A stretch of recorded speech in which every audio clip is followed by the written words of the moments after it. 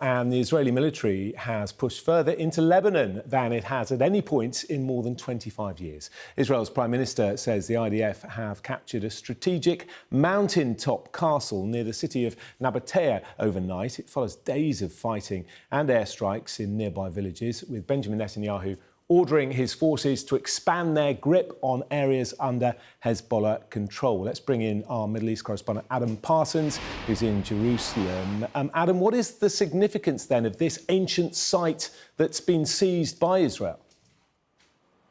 Yeah, I think it does have significance on all sorts of levels. Number one, strategically, from a military perspective, this is at the top of a sheer cliff. It's about over 2,000 feet high, and from this ridge, from Beaufort Ridge, you can see all across southern Lebanon. You can see down to Nabatea. You have a huge military advantage, great visibility of all the terrain around you.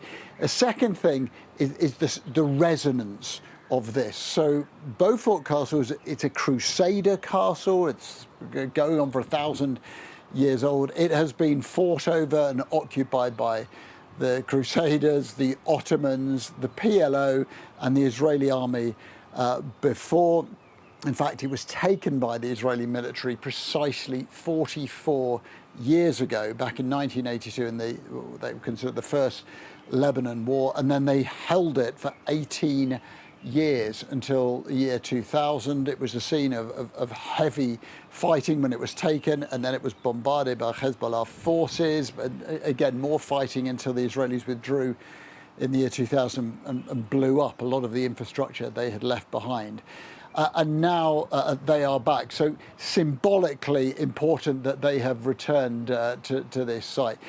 But of course, the most significant thing of this is that Israel has now pushed so much further into Lebanon and is continuing to push, continuing to take land. There was, not so long ago, the demarcation point was the Litani River, and they were going up to that point. Then, only a matter of days ago, it was notable they were going beyond the Litani River. Now the Israelis are saying everything below the Zerani River, which is the one above, about 6 miles above the Litani, they're saying everyone effectively that is now a combat zone and people should leave that area as well. So they are taking huge chunks of southern Lebanon, and now they're sort of moving up towards almost the central belt of Lebanon. Where we were talking about Nabatea, I suspect a lot of people, residents there, will start worrying that that is going to be the next place in Israel's sight. And what Israel is clearly trying to do is to seize as much land as possible on the ground in order to that be the facts in case a ceasefire comes into effect that freezes positions.